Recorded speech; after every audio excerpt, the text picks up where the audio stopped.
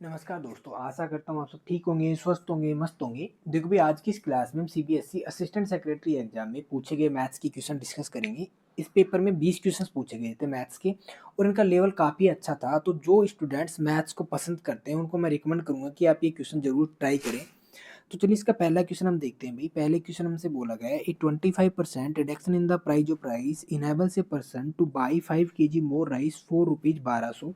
The new reduce price of rice पर KG etch. Basically इसका एक फॉर्मूला होता है हमारा, rupees upon quantity into percentage change upon 100। ये क्या होता है हमारा, ये होता है जो गठी हुई न्यू प्राइस आती है ना उसका। रुपए कितने हैं, देखो भाई यहाँ पे 1200, क्वांटिटी कितनी है 5 किलोग्राम, इंटू परसेंटेज चेंज कितना है 25 और 100। तो ये कितना हो जाएगा भाई 60। तो इसकी जो घटी हुई कीमत आ जाएगी वो कितनी आ जाएगी 60। अगर हमसे बोला जाता है कि ओरिजिनल कीमत क्या होती, तो ओरिजिनल कीमत का जो फॉर्मूला होता है वो होता है rupees upon quantity into percentage change upon 100 plus minus percentage जो भी चेंज हो आपका वो। तो ओरिजिनल कीमत कितनी होती है भाई 1200/5 इंटू 25/25% की क्या हुई कमी, मतलब यहाँ पे कितना आ जाता है 75। तो 25×3 = 75, 5×3 = 15, 15×120। तो इसका जो ओरिजिनल कीमत थी वो कितनी थी 80, नई कीमत कितनी है 60। देखो भाई जो रेशियो वाला मेथड है वो आशा करता हूँ कि आप सबको आता होगा। मेरे को ये पसंद है इस मेथड से क्वेश्चन करना, तो ये शायद आपको नया सीखने को मिलेगा यहाँ पे। अगला क्वेश्चन हम देखते हैं। अगले क्वेश्चन हमसे बोला गया है, 600 रुपये become 720 in 3 years at a certain rate of compound interest, what will be the amount received after 9 years at the same rate and on the same amount. भाई हमें बोला गया है कि 3 साल में 600 रुपये कितने बन जाते हैं 720। मतलब जब हम इसका रेशियो निकालेंगे तो कितना आ जाएगा 12×5 = 60 और 5×6 = 72। हमसे पूछा गया कि 9 साल में कितना बन जाएगा। 9 साल में देखो कितने 3 साल आएंगे, 3, 3 6 और 3 9। तो 3 बार आएंगे, 3 बार आएंगे मतलब कितना कर दूं क्यूब। जब मैं क्यूब करूंगा तो ये कितना हो जाएगा 125, ये कितना हो जाएगा 216। 125 की वैल्यू में कितनी दे रखी है 600, हमें वैल्यू निकालनी है 216 की। तो आप बोल दोगे जी कि 125 की वैल्यू है 600 और 216 की में वैल्यू निकालनी है, तो 25 का 5 गुना, 25 का 4 गुना, इसको 2 से ऊपर नीचे मल्टीप्लाई कर दो। 216 का 216 का 8 गुना तो आप कर ही सकते हो। 216 का 8 गुना 8 दूना 1600, 16 चौको 64 है ना। तो 1664 आ जाना चाहिए। अच्छा 16 का 8 गुना हो जाएगा ना, चलो ठीक है। ये कितना हो जाएगा 16 16 के 96, 16 से 16 128, मतलब ये 1728 आ जाएगा। 1728 का 6 गुना बटा 10, 6×48 यूनिट डिजिट दो ऑप्शंस का 8 है, बाकी 6×48 6 दूना 12, 12 और 4 15, सॉरी 12 और 4 16, 68। एक ही ऑप्शन है भाई आपका 1036.8, ये सीधा ये कर सकते हो। इसके अलावा आप यहाँ पे देखोगे कि 216 है आपका, 216 9 का मल्टीपल है। तो ऑप्शन देखो कि कौन सा ऐसा ऑप्शन है जो 9 का मल्टीपल है। तो 6 और 3 9, 8 और 1 9, एक तो ये 9 का मल्टीपल है, और कोई होना नहीं चाहिए भाई। अगर और कोई होगा तो हमारा वैसे ये तरीका काम नहीं करेगा। अगर आपको सीधा लगना तो आप सीधा ये वाला ऑप्शन लगा सकते हो कि ये एक ही ऑप्शन है जो 9 का मल्टीपल है, ठीक है। अगला क्वेश्चन हम देखते हैं भाई, ये वाला 43। अगले क्वेश्चन हमसे बोला गया है इसकी वैल्यू में निकालनी है। तो देखो भाई ये तो हमारा सीधा सीधा क्या बना 2/900 प्लस ये बना 2/9। तो यहाँ से हमारा क्या हो जाएगा भाई 900, ये 2 प्लस 200, मतलब 202/900, 202/900 मतलब 101/450 हमारा आंसर हो जाएगा, ठीक है। अगला क्वेश्चन हम देखते हैं 44 नंबर क्वेश्चन में हमसे बोला गया है, study the given bar graph carefully and answer the questions that follow. Sale of book ये हमें दर्शा रखी है और बोला गया है if the price of 4 books A B C D are this respectively then which book fetch highest revenue for the entire period 2021 से 2024 में किसका सबसे ज्यादा रेवेन्यू था। हम बुक एक एक ले लेते हैं भाई। ए बुक की बात करते हैं तो कितना है 60, 100, 160, 160 और 60, 220, 220 और 120 कितना हुआ 340, इंटू इसकी एक बुक की कीमत 5 है तो 340 इंटू 5 हो जाएगा 1700। हम बात कर लेते हैं बुक बी की। बी बुक पे आते हैं तो बी का कितना है भाई 180, 180, 180 और 60, 240, 240 और 80 कितना हो गया भाई 320, 320 और इसकी कितनी है 20, 32 दूना 64, ये हो गया 6400। अब आ जाते हैं बुक सी पे। बुक सी की बात करूँ तो कितना भी 80, 50, 130, 230 और 60 हो गया 290, और 290 इंटू इसका कितना है 10, तो ये कितना हो गया भाई 2900। अब आ जाते हैं बुक डी पे। बुक डी की बात करते हैं भाई 70 90 160, 160 और 90 कितना हो गया 250, 250 और 90 हो गया आपका 340, 340 इस एक की प्राइस कितनी है भाई 15 रुपये। इसको हम गुणा कर देते हैं 15 से, तो कितना हो जाएगा 15 दूनी 30 और 17 30 51 5100। तो सबसे ज्यादा किसका है बुक बी का। बुक बी का कितना है 6400। तो हमारा आंसर क्या हो जाएगा बुक बी। ठीक है भाई। अगला क्वेश्चन हम देखते हैं भाई। अगले क्वेश्चन में हमसे बोला गया है 1500 मीटर की दौड़ में ए बी को 120 मीटर से हराता है। मतलब ए बी को 120 मीटर से हराने का मतलब क्या हुआ, अगर ए 1500 दौड़ रहा है तो बी 120 कम दौड़ रहा है, तभी तो भाई वो हारेगा। 120 कम दौड़ रहा है मतलब कितना हो जाएगा 1380। ठीक है। आगे हमसे बोला गया 1800 मीटर की दौड़ में बी सी को 150 मीटर की दौड़ से हराता है। मतलब बी और सी अगर दौड़े तो बी अगर 1800 दौड़ रहा है तो सी 150 मीटर से हार रहा है। मतलब सी कितना दौड़ेगा 1650। भाई यही है ना 150 मीटर हारने का मतलब, वो 150 मीटर कम दौड़ता है सी।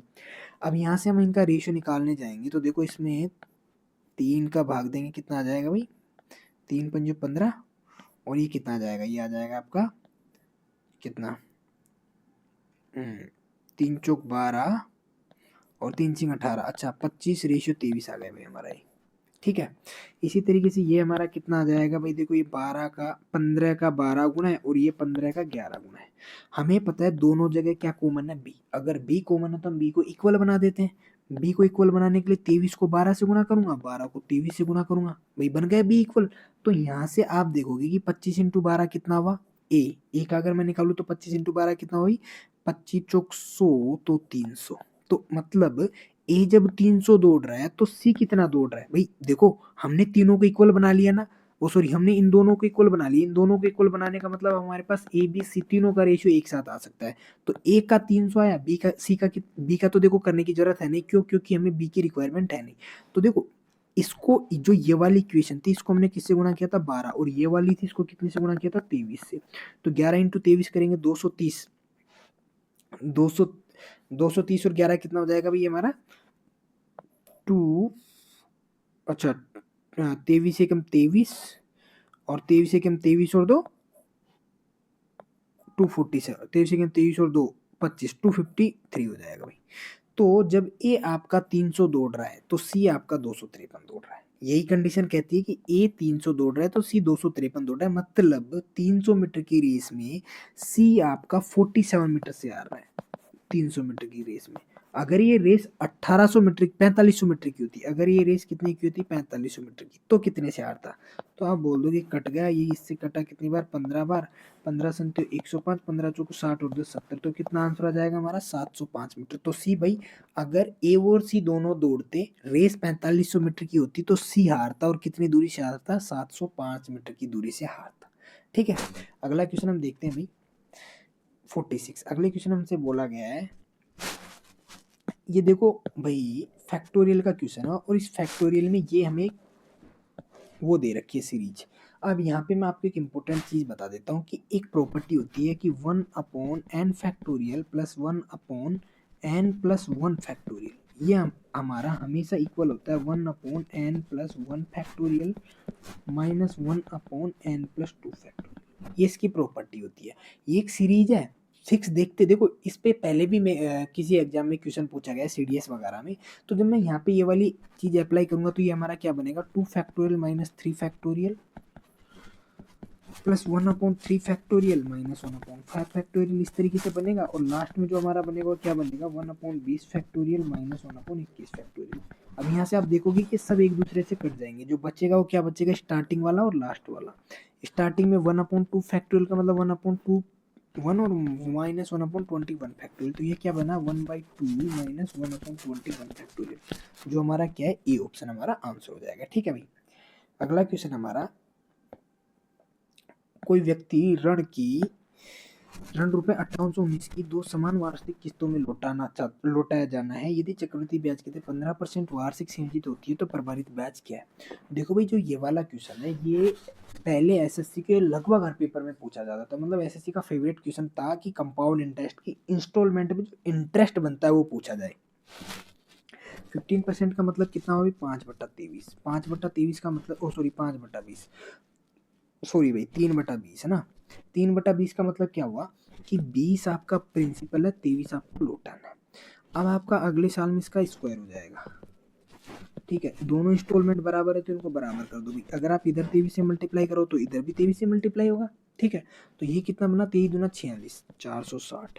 तो जो आपका अमाउंट है 460 और 400 कितना हुआ? 860। सॉरी, ये तो आपका प्रिंसिपल हुआ 860। आपने चुकाए कितने? 529 का 2 गुना। 529 का 2 गुना कितना होगा भाई? 1078 आपने चुका दिए। लिए कितने थे? 860। चुकाए कितने? सॉरी 1058 ना, 29 दूना 58, 1058। तो आपने ब्याज कितने का दिया बंधु? भाई मेन चीज तो यहाँ पे यही है ना कि आपने जो लिए थे वो 860 लिए थे, आपने 2 किस्तों में चुकाए। एक किस्त आपकी कितनी थी? 529 रुपए की। तो आपने जो यहाँ पे इंटरेस्ट पे किया वो ये वाला किया, और ये वाला जो इंटरेस्ट हो कितना है? 198 का।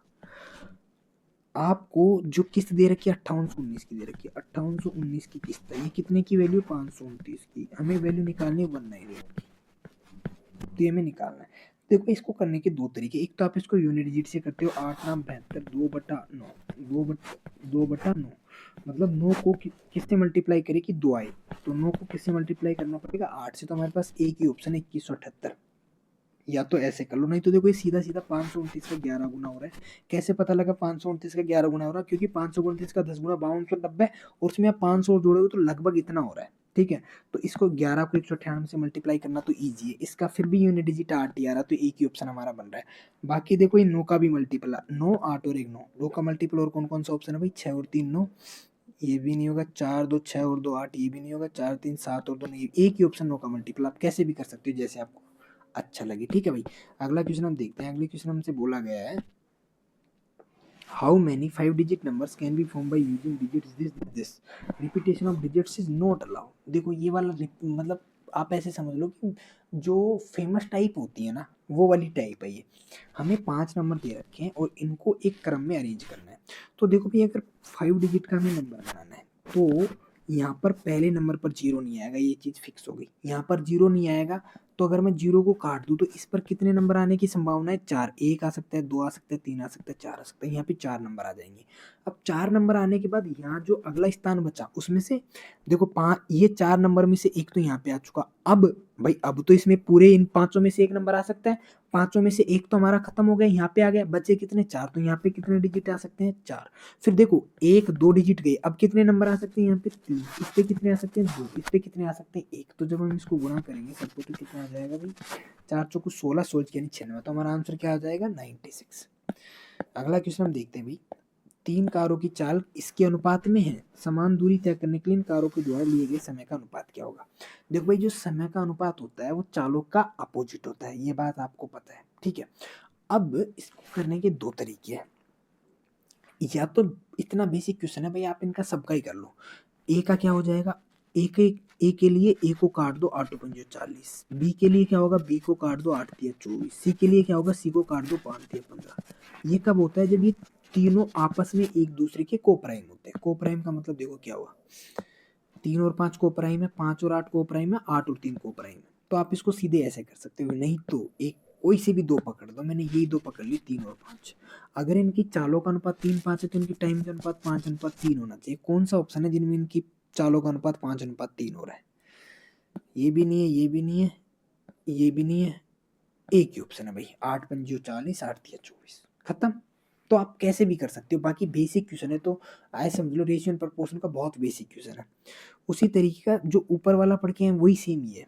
यदि a बराबर 3b बराबर 4c है तो इसकी वैल्यू निकालनी। अब यहाँ पे भी आपको रेशियो निकालने के लिए वही करना पड़ेगा भाई, a ratio b ratio c क्या होगा? a की वैल्यू 4 × 3 12 हो जाएगी, b की वैल्यू कितनी हो जाएगी? 4 × 4, और c की वैल्यू कितनी हो जाएगी? 3 × 3।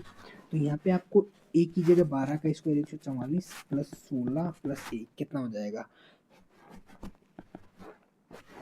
भैया? कितना कितना 12 4, ओ सॉरी भैया 3 आएगा ना, तो ये 9 हो जाएगा, ठीक है। 16 9 25 144, तो ऊपर 169 आएगा और नीचे आपका इसमें से आप 9 घटाना आपको, 144 60 9 151 आ जाएगा। तो आपका आंसर क्या हो जाएगा भाई? 3, ठीक है।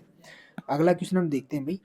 अगले क्वेश्चन हमसे बोला गया है, यदि if 1 and 2 are roots of the equation, then the third root of the equation is this. यदि एक और दो समीकरण के मूल है तो उस समीकरण का तीसरा मूल क्या होगा? देखो भाई, इस क्वेश्चन में क्या है, दो मूल तो हमें दे रखे हैं, हमें तीसरा मूल निकालना है। तो एक तो तरीका है कि हम ऑप्शन से पुट करके कर दें कि भाई ऑप्शन में देखें कि कौन सा ऑप्शन इसको सेटिस्फाई कर रहा है, एक तो वो तरीका। दूसरा तरीका, अगर दो रूट्स आपको दे रखे हैं तो आपके जो 3 डिग्री वाली इक्वेशन होती है उनके alpha plus beta plus gamma तीनों रूट्स का सम क्या होता है? माइनस बी अपॉन ए। माइनस बी अपॉन ए मतलब माइनस, माइनस 7/1 मतलब कितना होगा? 7। अल्फा आपका 1 है, बीटा आपका 2 है, गामा आपको निकालना है, तो 7 - 3 बराबर कितना हो जाएगा? 4 आपका सीधा आंसर हो जाएगा।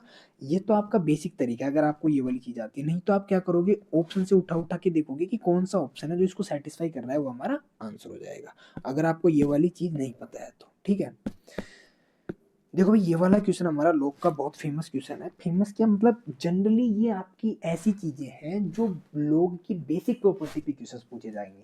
देखो, अगर आपको कोई भी कम्पिटिटिव एग्जाम्स में, जनरल कम्पिटिटिव एग्जाम्स में लॉग का या फैक्टोरियल का कोई क्वेश्चन पूछा जाएगा तो बहुत डीप डाउन जाके नहीं पूछा जाएगा, वो उनकी बेसिक प्रॉपर्टी से क्वेश्चन पूछे जाते हैं। तो यहाँ पे भी देखो, ये बेसिक प्रॉपर्टी से क्वेश्चन पूछा गया है। आपका लॉग 8 × √42 है, इसको आप क्या लिखोगे? इसको आप लिखोगे log 2 क्या हुआ, 8 क्या हुआ, 2 की पावर 3 इंटू 42 क्या हुआ, 7 × 3 × 2। मतलब ये हमारा बना log 2 की पावर 3 इंटू 2 की पावर 1/2 इंटू 3 की पावर 1/2 इंटू 7 की पावर 1/2। जब मैं इसको आगे सोल्व करूंगा तो देखो क्या बनेगा, log 2 की पावर 7/2, 3 की पावर 1/2 और 7 की पावर 1/2। अब आपको एक बेसिक प्रॉपर्टी पता होगी भाई, log ए बी बराबर होता है, log ए बी बराबर होता है log ए प्लस log। बेसिक प्रॉपर्टी है log की जो मल्टीप्लिकेशन होता है प्लस में जाके खुलता है। तो यहाँ से जब आप इसको और एक और प्रॉपर्टी होती है, वो भी मैं यहीं पे बता देता हूँ। जो आपका log ए स्क्वायर है, मतलब ए की पावर एन है, वो क्या होता है? एन log ए खुलता है, मतलब जो पावर होती है वो आगे आ जाती है। तो यहाँ से जब मैं इसको खोलूंगा तो क्या बनेगा, log 2 की पावर 7/2 प्लस 7/2 प्लस log 3 की पावर 1/2 प्लस log 7 की पावर 1/2। अब मैं इसमें यहाँ पे ये वाली प्रॉपर्टी अप्लाई करूंगा तो क्या बनेगा, 7/2 log 2 plus 1/2 log 3 plus 1/2 log 7। अब तो क्या भाई, log 2 की वैल्यू हमें x दे रखी है, तो बस 7/2 x plus 1/2 y plus 1/2 z। इसको सोल्व करोगे तो ये हमारा आ जाएगा 7x plus Y plus z/2 हमारा आंसर हो जाएगा भाई। ठीक है, अगला क्वेश्चन हमारा 53 नंबर क्वेश्चन में हमसे बोला गया है, 5 year ago the sum of the age of the 4 members of a family was 94। मतलब 5 साल पहले 4 मेंबर हैं, a plus b plus c plus d, इनकी एज कितनी है? 94।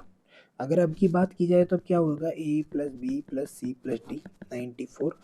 अब देखो, सबकी एज 5-5 साल बढ़ेगी, इसमें भी 5 बढ़ेगा, इसमें भी 5 बढ़ेगा, इसमें भी 5 बढ़ेगा, इसमें 5 बढ़ेगा, तो जो करंट एज है वो कितनी हो जाएगी? इसमें हम 20 जोड़ देंगे। ठीक भाई, जब हम इसमें 20 जोड़ेंगे तो जो इनकी करंट एज है वो कितनी होगी? 114 है। 3 देयर इज नो अदर, अच्छा आगे बोला है, the daughter is married off and the son is born to the brother in the current year. अब क्या हुआ भाई, एक जो बहन बेटी थी उसका तो ब्याह हो गया और उसके एक बेटा और हो गया, एक बेटा हुआ। तो जो आपका ए प्लस बी प्लस सी, अब मान लेते हैं डी का तो ब्याह हो गया, डी की जगह आ गया ई, लेकिन ई का तो अभी जन्म ही हुआ, तो उसकी एज तो कितनी होगी? 0। और इन सब चारों लोगों की करंट एज दे रखी है 92। इनकी करंट एज है 92। What is the age of the daughter, तो डॉटर की एज कितनी होगी? डी की एज पूछी गई है, तो ई तो हमारा 0 हो गया। जब हम इन दोनों को घटाएंगे तो डी की एज कितनी आ जाएगी? 22। तो हमारा आंसर क्या हो जाएगा भाई? 22। ठीक है भाई, अगला क्वेश्चन है हमारा ये वाला। इस क्वेश्चन में हमसे बोला गया है, A car travel for 7 hours. In the first 4 hours, the distance double each hour starting with 8 kilometre. भाई एक कार को 7 किलोमीटर चलना है, पहले 4 घंटे में वो क्या करती है, जो पहले घंटे में डिस्टेंस तय करती है वो अगले घंटे में डबल कर देती है, और पहले घंटे 8 चलती है, तो फिर अगले घंटे में, दूसरे घंटे में कितनी चलेगी? 16। तीसरे घंटे में कितनी चलेगी? 32। चौथे घंटे में कितनी चलेगी? 64। ठीक है भाई, फॉर द नेक्स्ट 3 आवर्स, अगले 3 घंटे क्या करती है, the distance each hour is 1.5 times the previous hour. अब देखो, 5वें घंटे में क्या करेगी? 64 का 1.5 गुना करेगी, तो ये कितना हो जाएगा भाई? 96। अब छठे घंटे में क्या करेगी? फिर इसका 1.5 गुना करेगी तो 144 हो जाएगा, फिर इसका 1.5 गुना करेगी 7वें घंटे में तो 216 हो जाएगा। तो बेसिकली जो पहले 4 घंटे चली वो ये चली, ये कितना है हमारा 120, और जो अगले 3 घंटे चली वो ये चली, और ये कितना है हमारा 456।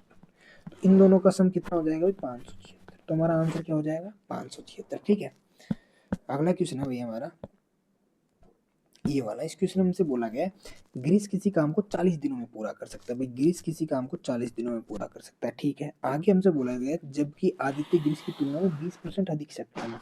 मतलब आदित्य और ग्रीस की जो एफिशिएंसी का रेशियो है वो है 6:5। बोला गया ना भाई आदित्य ग्रीस की तुलना में 20% अधिक सक्षम है। आदित्य ने 7 दिन तक काम किया, तो सबसे पहले हम टोटल वर्क निकालेंगे। भाई टोटल वर्क कितना है 40, ग्रीस ने 40 दिन में किया, ग्रीस की एफिशिएंसी 5, टोटल वर्क है 200। ठीक है, आदित्य ने 7 दिन काम किया, आदित्य की एफिशिएंसी कितनी है 6। आदित्य ने कितना किया 7 दिन, तो 6 7 42, 200 में से 42 गया, मतलब कितना काम बच गया भाई अभी भी हमारा 158 काम बच गया। और उसके बाद काम छोड़ दिया, आदित्य ने 7 दिन काम करके छोड़ दिया, तो कितना काम बच गया 158। फिर प्रियांशु ने शेष कार्य को 25 दिन में किया। प्रियांशु 158 कार्य 25 दिन में कर रहा है। प्रियांशु अकेला उस कार्य को x दिनों में पूरा कर सकता है। तो भाई 158 कार्य 25 दिन में कर रहा है, तो 200 काम को कितने दिनों में करेगा, इतने दिनों में। और हमें पूछा गया 79x की वैल्यू, ये तो x की वैल्यू हो गई। अगर हमें 79x की वैल्यू पूछी गई तो 70x से गुणा कर देंगे। अब देखो 79 का 2 गुना ये है, 2 से 2 कटा तो कितना आंसर आ जाएगा हमारा 2500। ठीक है भाई, अगला क्वेश्चन हमारा 56 नंबर। देखो ये भी बहुत प्यारा क्वेश्चन है। इस क्वेश्चन में हमसे बोला गया है एप्पल शब्द के वर्ण विन्यास में कितने शब्द बनाए जा सकते हैं जिनमें 2 पी कभी भी एक साथ नहीं है। अब देखो भाई ऐसे क्वेश्चंस में ना आप हमेशा पहले एक स्थान फिक्स कर लो, जैसे 1 2 3 4 5। मैंने मान लिया कि पहले मैं यहाँ पे पी लूंगा, पहले स्थान पे पी लूंगा, तो फिर पी कहाँ आ सकता है, यहाँ आ सकता है। और कहाँ आ सकता है, अगर यहाँ पी आएगा तो यहाँ भी आ सकता है। और कहाँ आ सकता है भाई, यहाँ आ सकता है। भाई मैंने फिक्स कर दिया कि पी का स्थान पहला होगा। अगर पहला पी का स्थान होगा तो एक साथ पी नहीं आएंगे, 2 पी एक साथ नहीं आएंगे, तो भाई एक स्थान छोड़ के यहाँ आ जाएगा। अगर यहाँ पे भी आ सकता है और यहाँ पे भी आ सकता है। तो देखो अगर पी यहाँ पे आ गया तो यहाँ पे देखो टोटल 1 2 3 4 5 थे, 5 में से 2 तो यहाँ पे आ गए। यहाँ पे कितने शब्द बचेंगे जो आ सकेंगे 3, यहाँ पे कितने बचेंगे 2, और यहाँ पे कितने बचेंगे 1। तो इस तरीके से 6 हो गए। इसी सेम वे से यहाँ पे 6 हो जाएंगे, सेम वे से यहाँ पे 6 हो जाएंगे। अब हम मान लेते हैं कि पी को दूसरे स्थान पर उठा के ले आए। भाई पी को हम दूसरे स्थान पर उठा के ले आए, यहाँ पे पी आ रहा है तो पी फिर यहाँ पे आएगा। ठीक है, अगर यहाँ पे पी आ रहा है तो फिर पी यहाँ पे आ सकता है। तो ये 2 संभावनाएं बन गई। ठीक है, अब 2 संभावनाएं फिर वही भाई ये 3 2 1, तो 6 यहाँ पे बनेंगे, 6 यहाँ पे बनेंगे। अब देखो भाई दूसरे नंबर पे आने की ये 2 ही प्रोबेबिलिटी है, इसके अलावा तो कुछ आगे आ नहीं सकता। अगर मैं मान लूँ कि भाई यहाँ पे पी आ रहा है, तो अब देखो यहाँ पे हम ले नहीं सकते क्योंकि 2 एक साथ आ जाएंगे। यहाँ पे हमने ले लिया और यहाँ पे भी हमने ले लिया, यहाँ हम नहीं ले सकते क्योंकि यहाँ पे भी 2 एक साथ आ जाएंगे। तो दूसरे नंबर की तो भाई 2 ही प्रोबेबिलिटी बन रही थी। अब हम बात करें तीसरे नंबर की। ठीक है, तीसरे नंबर पे हम रख के देखेंगे भाई, तो यहाँ पे रख रहे हैं तो फिर यहाँ नहीं आएगा, यहाँ आ जाएगा, यहाँ नहीं आएगा, यहाँ हमने रख के देख लिया। तो बेसिकली ये भी हमारे पास 6 अपॉर्चुनिटी बन गई। चौथे नंबर पे हम पी रख नहीं सकते क्योंकि चौथे नंबर पे आएगा तो पांचवें नंबर पे भी आ जाएगा। तो बेसिकली हमारे पास कितने चांस कितने बने, 6 कम 6 6 दूना 12 6 3 18 6 चौका 24 6 पंजे 30 6 6 36। तो कितने ऐसे तरीके हैं 36। तो हमारा आंसर क्या हो जाएगा 36। बहुत प्यारा क्वेश्चन है। इस तरीके के क्वेश्चंस में आप सबसे पहले एक स्थान पकड़ो, उसको पहले कंटिन्यू करो, फिर अगला देखो। इसी तरीके से इसको करने में सहूलियत होती है भाई। अगला क्वेश्चन है, देखो भाई ये रीजनिंग टाइप का क्वेश्चन है। नीचे दिए गए दो अनुक्रमों में ए और बी के बीच क्या संबंध है। यहाँ पे यहाँ 3 का डिफरेंस 9 का 81 का, तो यहाँ पे एक ही जगह कितना आ जाएगा भाई 81 और 48, 8 और 1 9, 8 4 12 129। यहाँ पे इनका 5 का डिफरेंस इनका 25 का, तो यहाँ पे 125 का हो जाएगा। 5 का स्क्वायर 5 का क्यूब, तो इसमें आप 125 जोड़ोगे तो कितना हो जाएगा 172। तो इनमें से बेसिकली बड़ा क्या है बी, ये रिलेशन हमें निकालना था। चलिए पे हम अगला क्वेश्चन देखते हैं। अगले क्वेश्चन हमसे बोला गया in what ratio should water be mix with soda costing ₹18 per litre so as to make a profit of 40% by selling the diluted liquid at ₹14 per litre. मतलब 18 लीटर वाले सोडा को हमें किस अनुपात में वाटर में मिलाया जाना चाहिए कि हम जब इसको 14 रुपये में बेचे तो हमें 40% का प्रॉफिट हो। ठीक है भाई, यहाँ से हम डिफरेंस निकालेंगे कितना आएगा 8, यहाँ से डिफरेंस निकालेंगे कितना आएगा 10, तो इसका रेशियो क्या हो जाएगा 5:4। ठीक है भाई। अच्छा हमें ऑप्शन में 5:4 नहीं दे रखा, मतलब हमसे पूछा गया इन वाट रेशियो वाटर भी मिक्स विद सोडा, मतलब वाटर और सोडे का रेशियो पूछा हुआ, तो ये कितना हो जाएगा 4:5। हमारा आंसर क्या हो जाएगा डी। अब देखो भाई, अगर इसमें किसी भी ऑप्शन में 5:4 होता तो मैं सीधा सीधा वो टिक कर देता।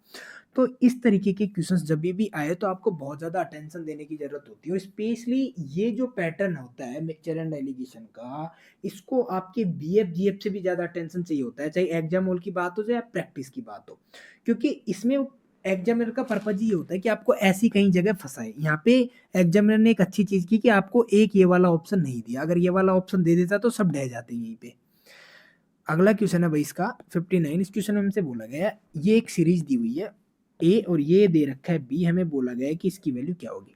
देखो भाई, यहाँ पे जब इस सीरीज में ध्यान रखो, इन सबका डिफरेंस कितना है, 3 3, 1 2 3 4 5 इस तरीके से चलेगा। तो बेसिकली ये वन, ये इस तरीके से सीरीज होगी हमारी, ठीक है। 3 × 6 + 4 × 7 इस तरीके से चलेगी भाई, है ना।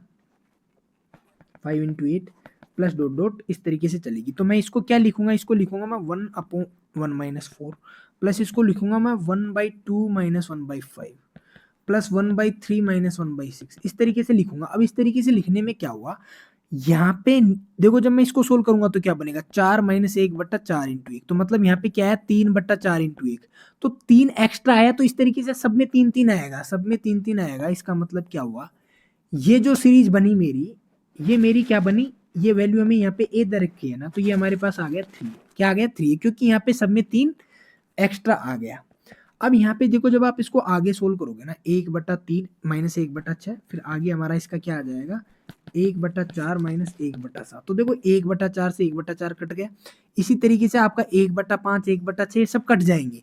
आपके जो स्टार्टिंग के 3 नंबर है ना, ये बच जाएंगे। स्टार्टिंग के 3 नंबर 1 + 1/3 + 1/4, सॉरी 1/2 + 1/3, ये स्टार्टिंग के 3 बच गए। इसी तरीके से लास्ट के 3 बच जाएंगे। लास्ट के 3 जो आपके बचेंगे वो किस में बचेंगे, माइनस में, क्योंकि यहाँ पे बचे हैं किस में, प्लस में। तो आपके लास्ट के 3 जो बचेंगे वो क्या बचेंगे, 1/101 - 1/102 - 1/101, ये लास्ट के 3 बच जाएंगे। और ये हमारा बराबर बना है किसके, 3a के। तो ये कितना बना भाई, ये आपका बन जाएगा 3 दूना 6, 6 और 3 2, ठीक है।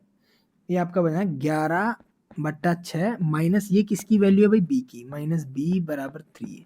तो यहाँ से आपका क्या निकल के आ जाएगा भाई, यहाँ से आपका निकल के आ जाएगा ये 3a + b = 11/6। हमसे पूछा गया इसका 6 गुना, अगर मैं इसका 6 गुना कर दूंगा तो हमारा आंसर क्या हो जाएगा, 11। भाई बहुत प्यारा क्वेश्चन था ये, बहुत अच्छा पैटर्न था, आप सबको ध्यान रखने की जरूरत है।